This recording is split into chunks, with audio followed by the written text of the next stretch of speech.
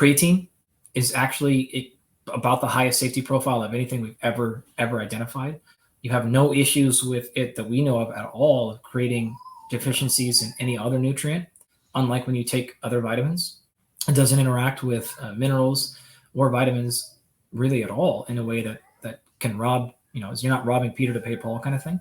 Right. And has a number of major benefits.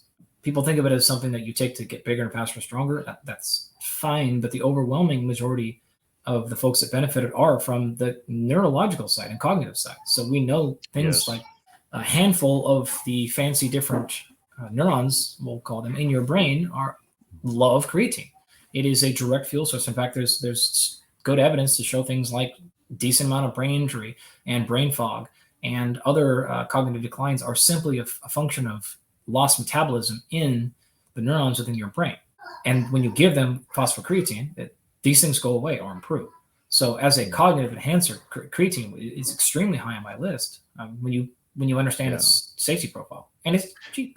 Yeah, I heard. I think it was Tim Ferriss. He talked about it. It was a little while ago, so it might have changed. But he said that if you're over the age of like 45, 50, creatine is beneficial for cognitive performance. If you're younger, it doesn't really have too much of an effect. Is that what's your take on that? Depends. Certainly over 45, whatever, there's no question. But does that mean it won't benefit somebody under 40? No, it definitely can. Now, keep in mind, it's not an acute thing. So you're not going to take creatine and be like, wow, I feel so wired right now. Yeah, it's not like Adderall. No. Not even close. This is just a gradual, slow enhancement of function over time is what we're looking at. So difficult to say, like, no matter who you are, I guess, you're not going to take it and feel. Right. You're not going to be like, wow, I feel way better on the days I take creatine. That's not going to happen. For sure. Yeah. I mean, most things that are like that aren't sustainable anyway. You can get to a point of feeling great, awesome, but it takes a while. And if you do feel great by taking a pill, like, an amphetamine or something, there's a lot of side effects. For sure. We actually see that. So here's a fun little, not to go back in the negative side, but anytime you take a known pharmaceutical, we know that these all have these nasty side effects. We'll look at these side effects. Okay. Go look at the one you're taking. And I can probably point to you a case study that we have done where we have seen a direct deficiency in the body from that. So we have seen, in fact, we had another one this week, taking a cognitive-based pharmaceutical is what I'll say. Yeah. The first three side effects of this thing listed were found exactly in this person's internal physiology. Exactly, right? We're like, oh, okay, this thing causes tyrosine deficiency. Boom, tyrosine deficient. Okay, great. Well, tyrosine goes into dopamine. Dopamine was shot. And guess what happened to this? What was going on with this person's sleep? Guess what's happening with this person's focus? Terrible, right? Like we saw this directly. Oh, yeah. Another one, increased infections. We saw infections all over the person's body. And then the third one, I can't remember what it was, but it was like, boom. And then we saw this too. And we're like, we can correct these things, but it's going to continue to happen if you don't stop taking that. Like, that's hard for some people. Some people love that. I know. Some people love that shit, though. They're like, the drugs are not a free pass. Yeah. How does okay, well, that's a good thing, right? Talking to an expert like you, how does someone that is addicted to that, if they want to get off that and they want to, I guess you could say holistically do something to get to that level? Is it impossible? Will you never get to that level? Or can you come close to that level without taking pharmacological substances? Well, look, I wrote a book 4 years ago called Unplugged. So my position on this is fairly clear. I think you can function very, very well if you just get out of physiology's way. And that's the problem we're having, is we continue to just cover up one side effect with another, and we're running in circles.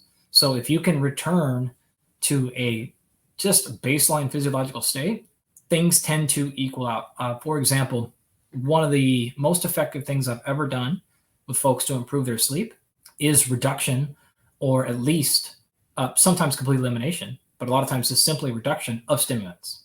And you're like, oh, duh. You're like, well, then why aren't you doing it? If it's so duh, do it.